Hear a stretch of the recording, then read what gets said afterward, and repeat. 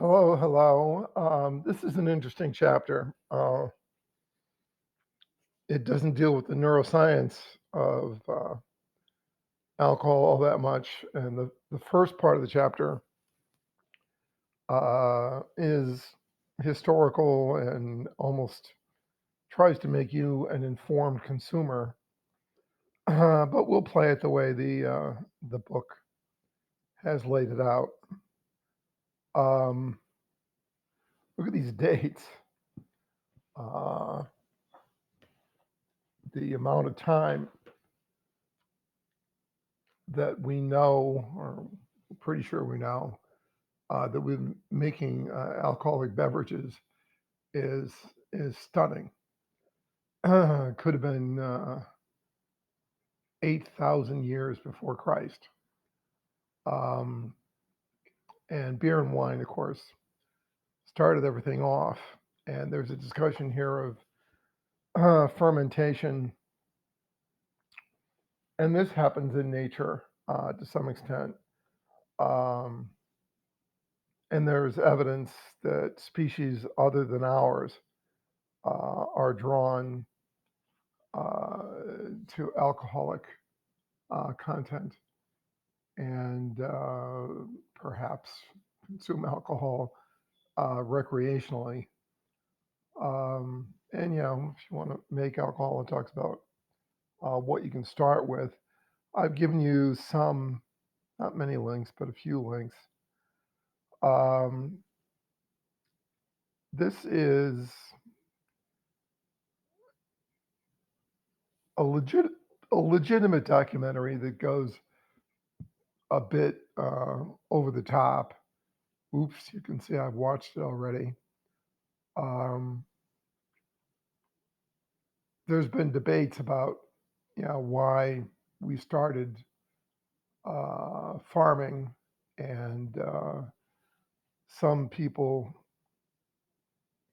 you know, talk about bread and the importance of bread, and uh, but some people talk about fermentation in beer, uh, and you can tell that this is British if you look at the description here. How beer helped create maths, which is what the Brits like to say, poetry, pyramids, modern medicine, labor laws in America. That was an interesting twist. I'm not certainly I can't assign this. You have to pay to see it if you don't have Amazon Prime. But kind of an eye opener. Uh, I enjoyed it. I think I've watched it more than once. Um, and again, some of it is over the top, but there's definitely history there. Um, and it mentioned the pyramids. And here's a link to how they may have been paid.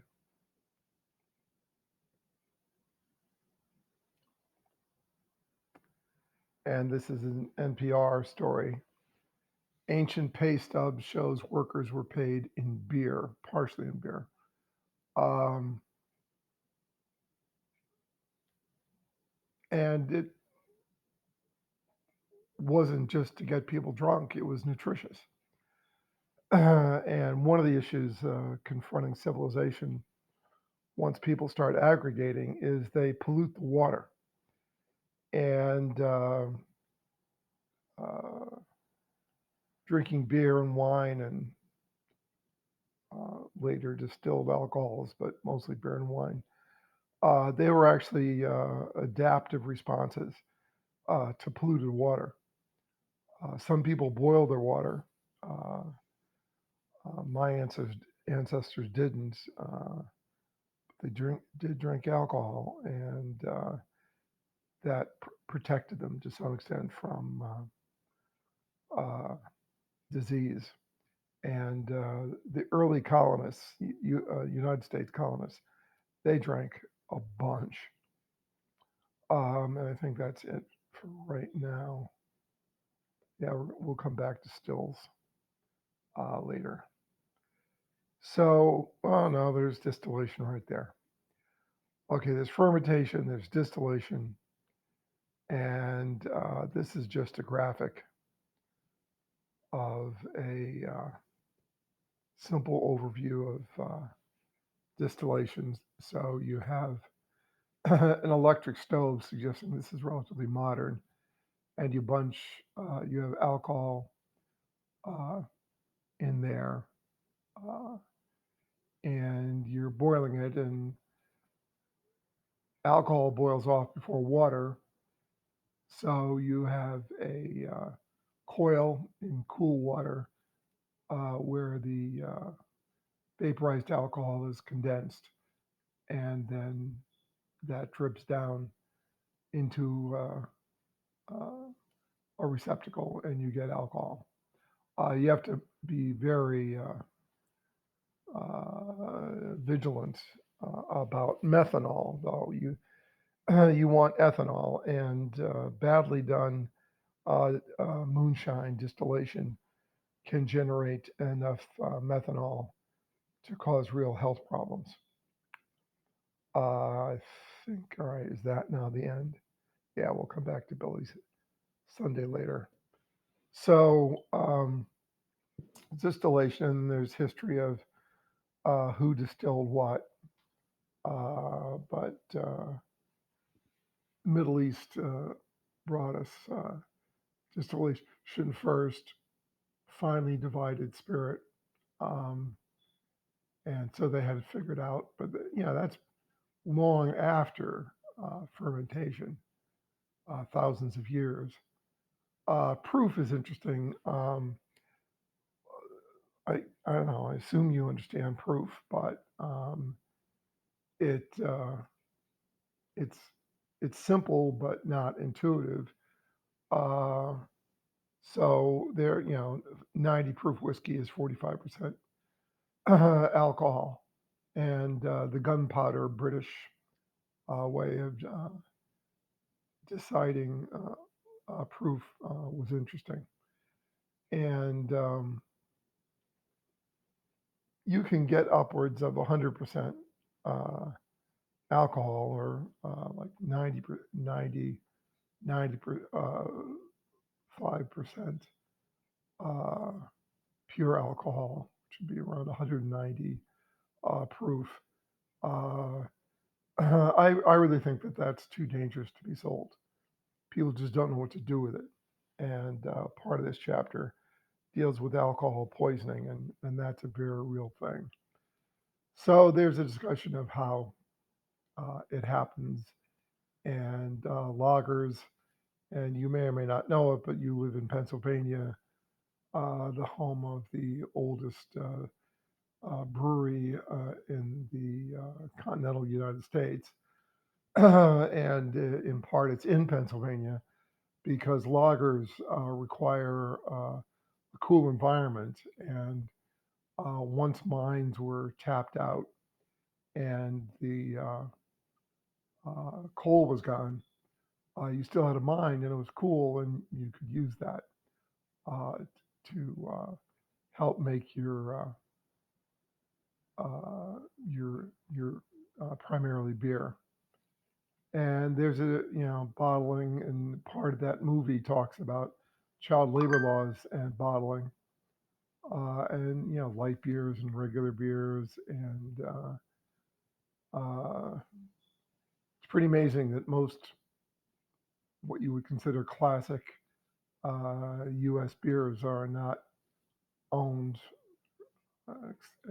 exclusively by American companies, and Anheuser-Busch being one of them.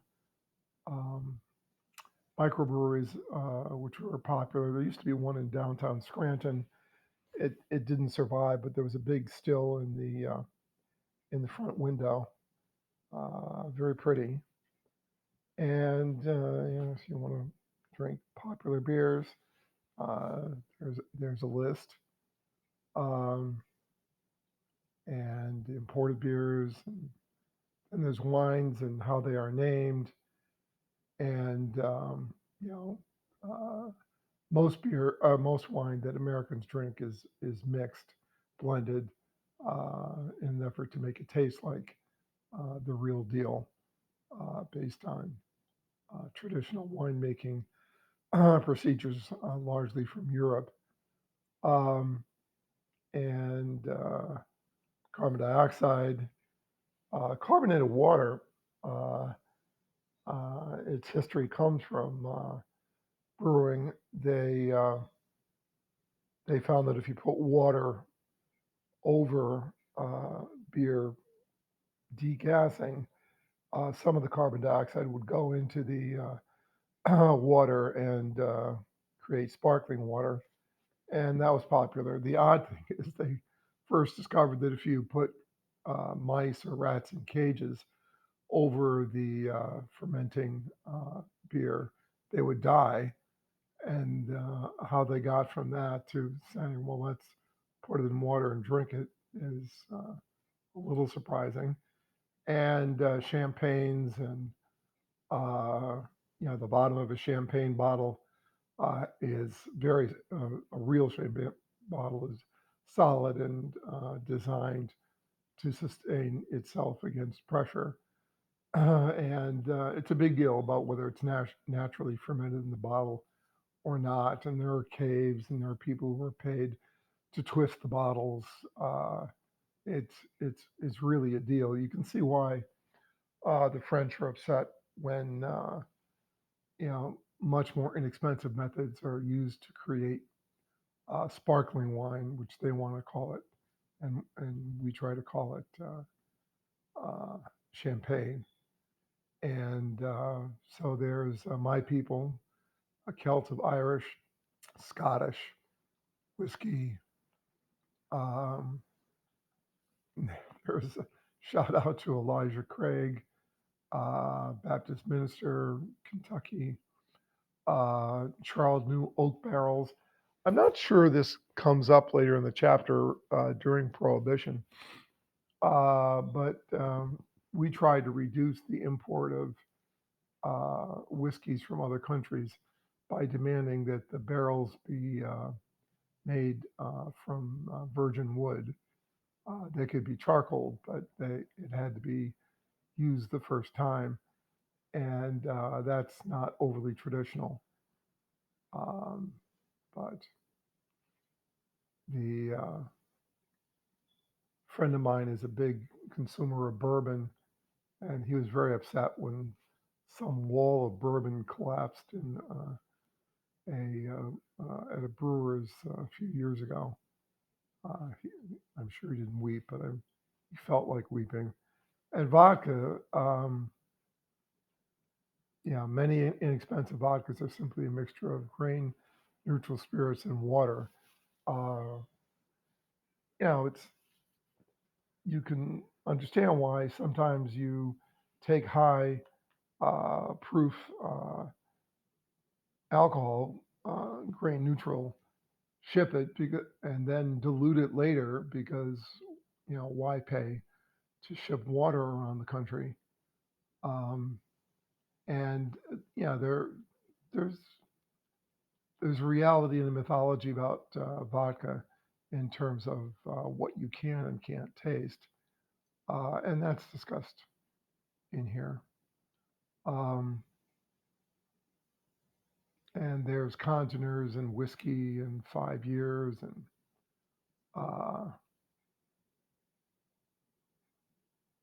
then the discussion of a little bit the hint at prohibition in World War II and Seagram 7, um, which was not traditional, but has become an American tradition. And if you want to make a liqueur, there's, there's a discussion of that, and there's Bailey's. This is like an advertisement. And then the as I mentioned, the amount of alcohol consumed uh, up through the writing of the Constitution and thereafter was uh, pretty amazing. Pretty amazing. They have records of what they bought during the writing of the Constitution, and they bought a ton of alcohol. Um, And that you start to see a trend toward, you know, fermented being okay, but distilled being not very great. And there's Benjamin Rush and ardent spirits on mind and body, and that meant distilled. And he started to see definite health problems with drinking, particularly distilled products, and withdrawal symptoms and Korsakoff's psychosis. And these are all quite real.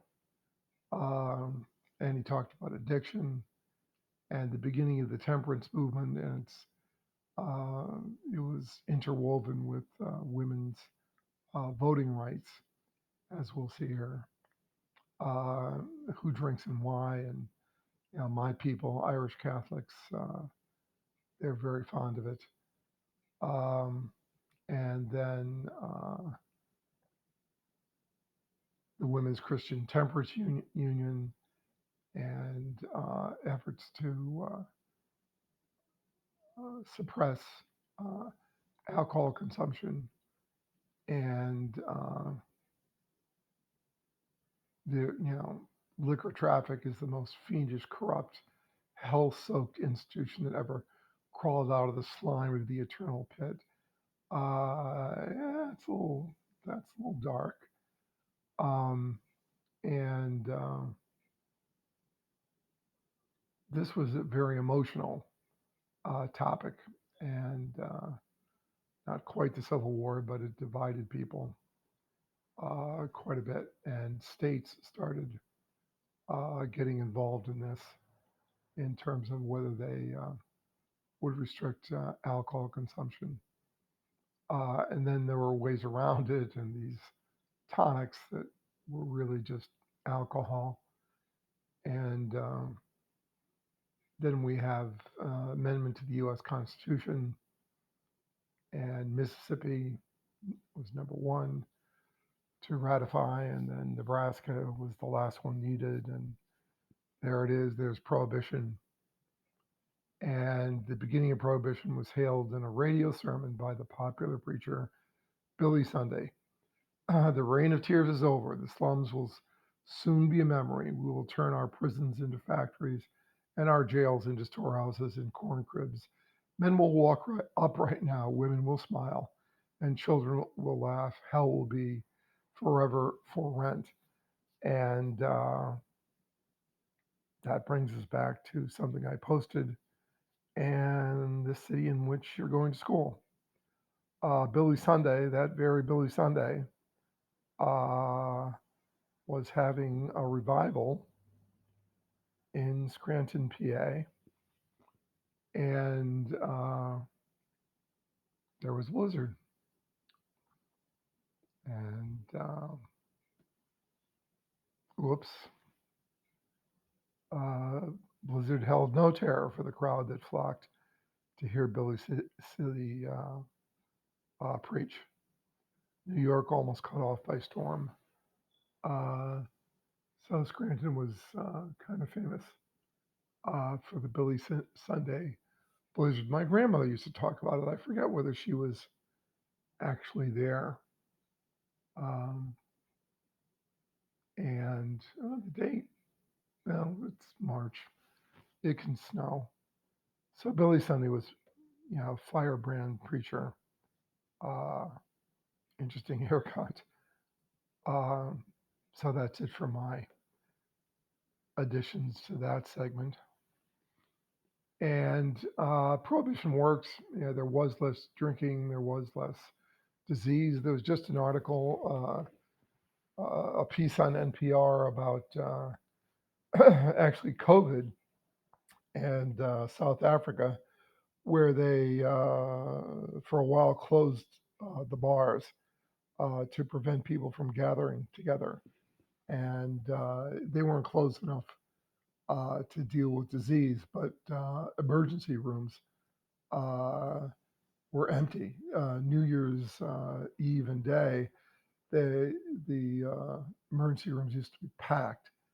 But when you couldn't get together and get drunk, and this goes back to a question from a much earlier quiz, alcohol definitely increases uh, violence.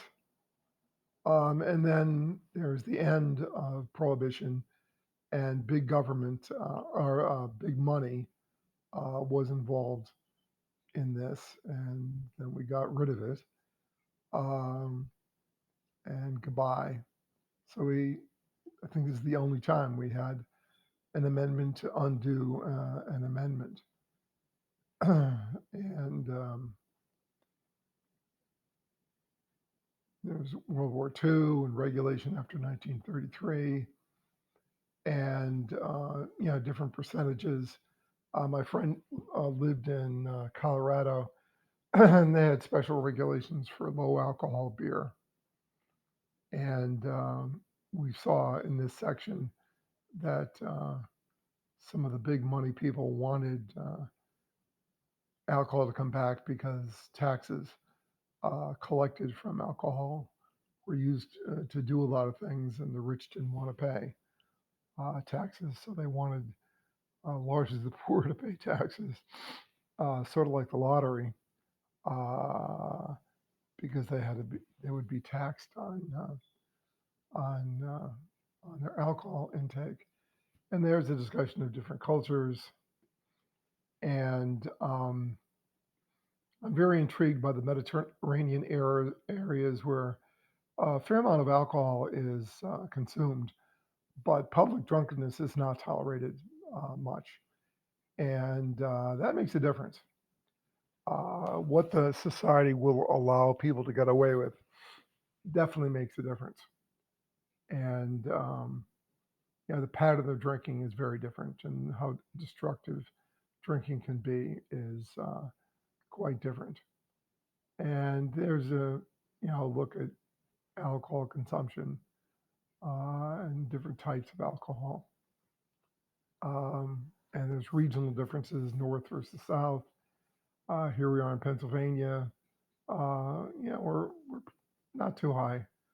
Look at Maine, where the prohibition was the first state to have prohibition, and Alaska is way up there. My daughter lived there, and there is a lot of alcohol consumption uh, up there. Um, and binge drinking and college drinking.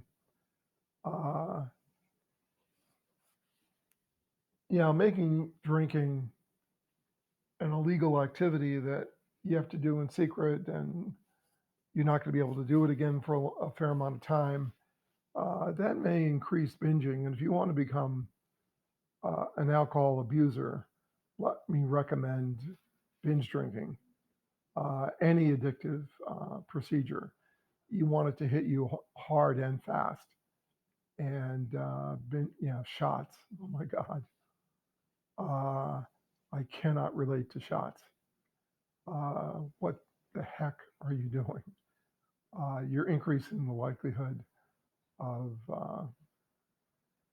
developing a lifelong problem, and also increasing violence and date rape. And it's just such a horrible uh, idea. And, absorption and stomachs and small intestines, and whether there's a meal on board, blood alcohol concentration. This is what laws are based on. And you may or may not have noticed that males are bigger, and therefore it takes more for them to be affected. Zero point 0.08 is a magic number. And here's a table. They used to give these cards out. I used to have one in my wallet. Um, and I don't know if they still do, but you don't want to get caught drinking. Well, for one, drinking and driving, and for another thing, your accident rates go way up, particularly if you're a relatively inexperienced drinker, a driver. and also younger. So there are some countries where you can't drink anything before you get in the car. Uh, and certainly that's safe. And then, where does alcohol go after it goes into your blood? And alcohol dehydrogenase and then into acetaldehyde and livers. And boy, there's a picture later in this chapter about livers that's really disturbing. Um, so sobering up, and there's the liver. Uh, and it interacts with other drugs, and if it interacts with things like benzodiazepines, you can bet that GABA is going to show up in this chapter, and it will. And boy, the amount of alcohol you need for it to serve as an anesthetic is pretty stunning. And it's also close to a lethal dose.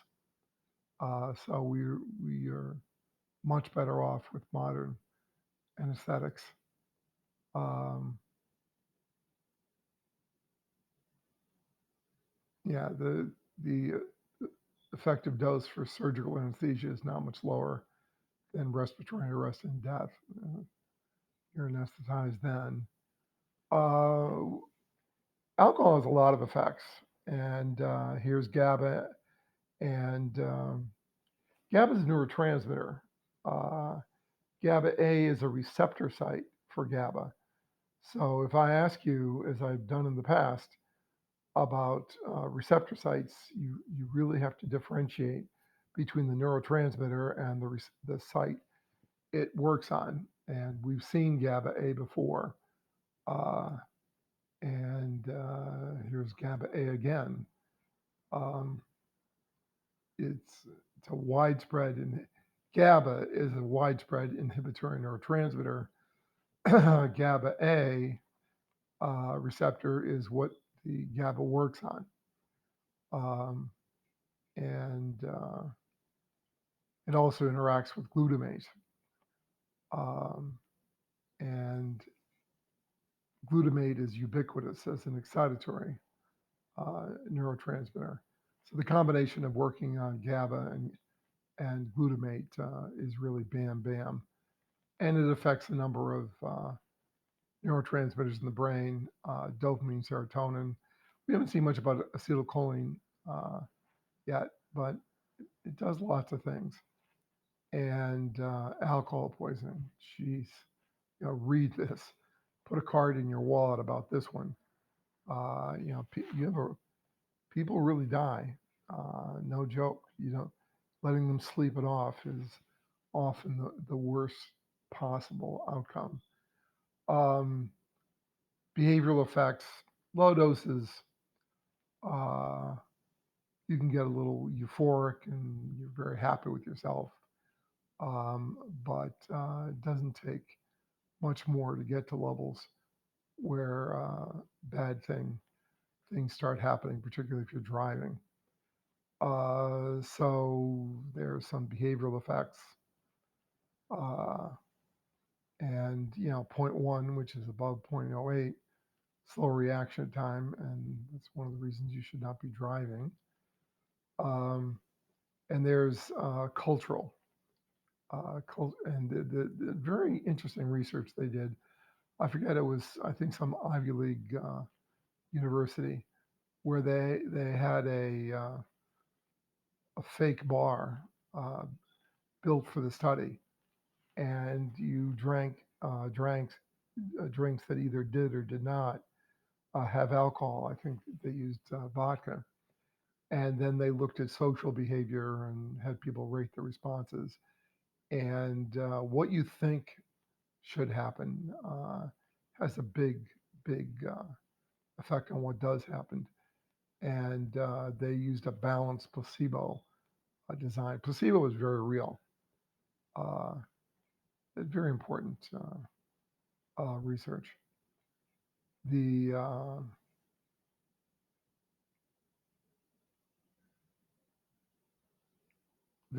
this timeout,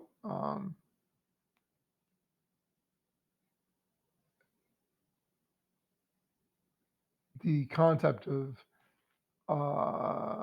social and behavioral myopia comes up in this chapter a few times, and that's important to the effects of alcohol and driving under the influence and Mothers Against Drunk Driving. If we haven't seen them already, they will come up. Uh, we used to do really well with safer cars and highways. The rest of the world has caught up. We're not as amazing as we used to be, but there's some progress there. But oh my God, look at that picture, and that's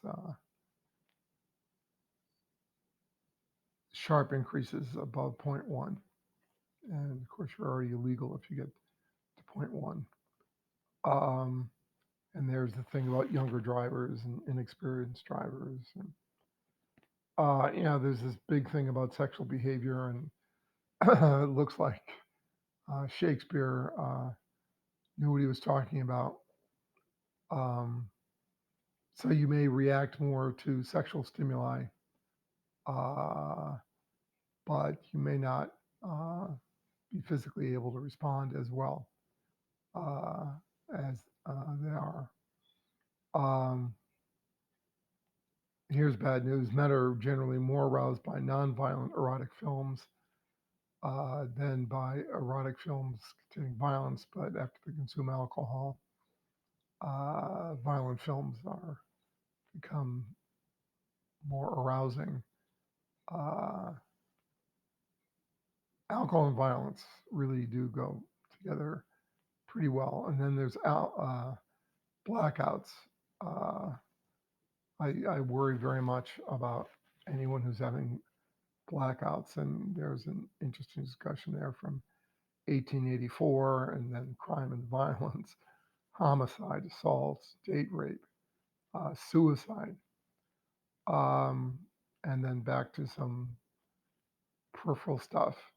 Uh, the idea that if you're threatened by freezing, you should drink alcohol is exactly what you shouldn't do because it will shunt blood to your periphery and you'll cool off faster.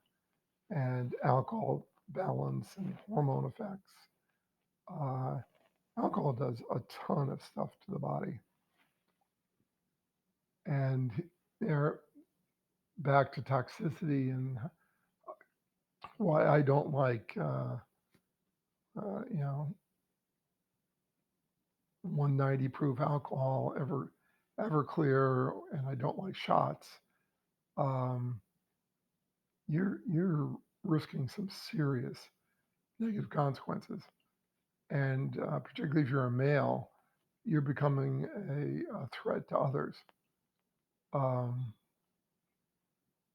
and there's, I guess, hangovers and all sorts of research there, and there's or desire for cures there, and there's discussion of hair of the dog that some of a hangover may be the body rebounding from the effects of alcohol, and that some additional alcohol may help with some of those symptoms. And then chronic diseases. Uh, when I was in grad school in Maine, there's it's not Wernicke, it's Wernicke, Wernicke-Korsakoff syndrome. It's associated with deficiency in vitamin thiamine, vitamin B1. Um, the Maine legislature seriously debated adding thiamine, vitamin B1, to cheap wine, vitamin fortified cheap wine to help uh, prevent this from developing. I'm taking a drug for my medical condition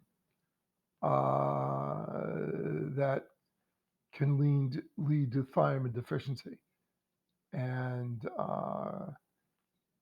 Korsakoff syndrome, where I could turn stupid.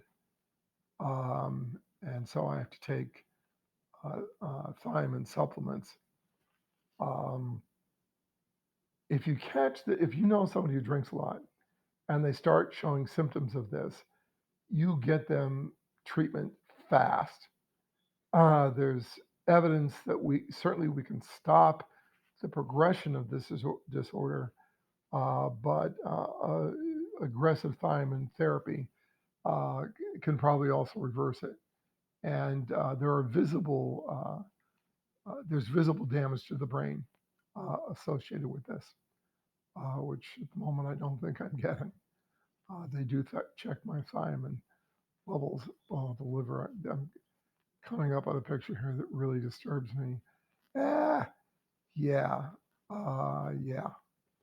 Um, you're really challenging your liver if you drink a fair amount of alcohol. That, my friends, is a fatty liver. And fetal alcohol. I study faces. I do research on faces, and I measure facial characteristics. And fetal alcohol syndrome is associated with lawful changes in the face uh, in people, and we can also make it happen in rats and mice. And the facial changes are quite similar, and I don't like looking at it. And you do this to your child, they have to live with this for their entire lives. Uh, the data on it are a little bit, less than black and white in terms of prenatal exposure to alcohol. And I'm sorry that only half of us have to worry about this, but the you have another life in you, and if you knew the developmental processes involved in how the brain develops, alcohol at the wrong time can potentially cause quite destructive changes. But it doesn't happen to everybody. And can you drink at all if you're pregnant? Uh, Still being actively debated. And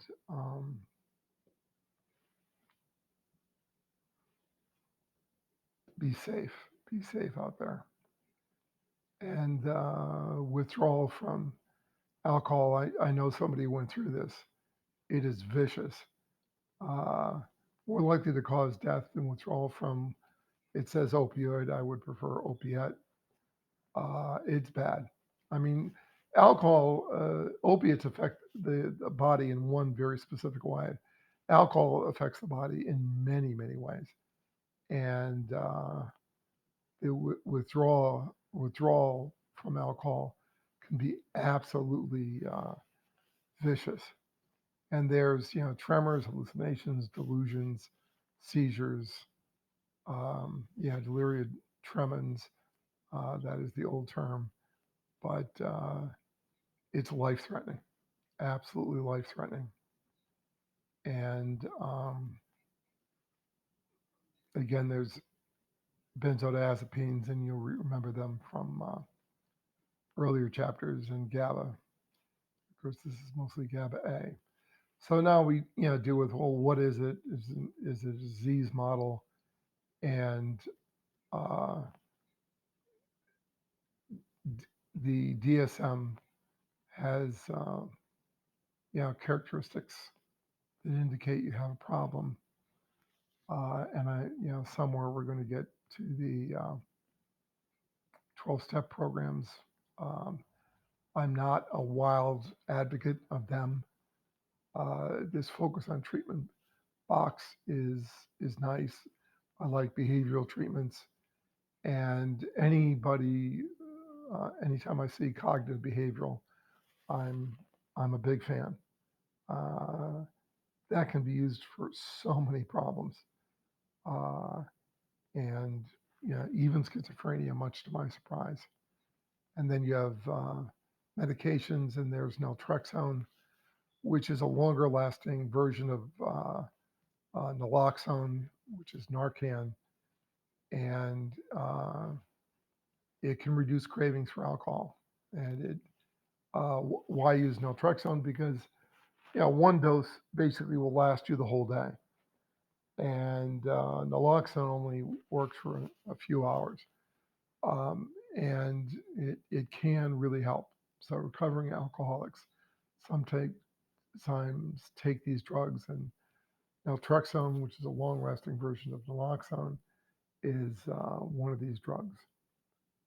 And why can some people drink and have no trouble, and why do other people drink, and is there an inherited component to this? And they talk about monozygotic and dizygotic twins, and there's good evidence that there's a genetic component to this. It's an element. It's not the factor, but it's certainly a factor. So if you have uh, alcohol problems in your family tree, you probably are more vulnerable. Oh my God, I'm out of chapter. Um, so did I get through this? Oh no, I did. I went forward too fast. So alcohol use disorder, and yes, DSM. We did that. We did that. We did that. Vulnerability. It's complicated. Yes. One last thing on uh, Alcoholics Anonymous and 12 step.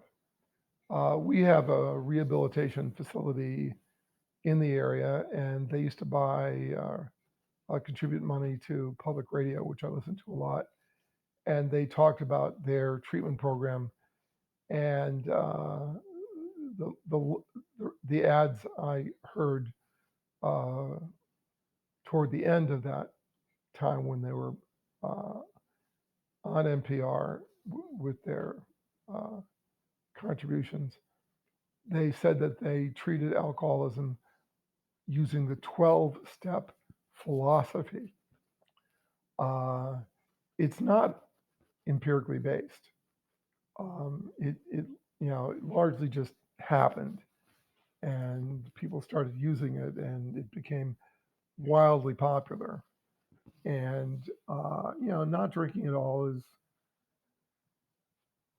potentially a very good thing, but these other treatments that were listed, um, it's not the 12-step approach is not the only approach that works. In fact, research indicates it's not magical at all. Um, and we still don't, we don't understand alcoholism. Therefore, we don't really understand how to treat it effectively. But there's multiple types of treatments. This 12-step approach often approaches it like a religious belief. It's got to be this way, and the data just don't support that. Okay, so that's the alcohol chapter today. And I did do all the links. Let me go back one more time to the links. Billy Sunday, yes, I did all the links. Okay, thanks for joining me. See you in about a week.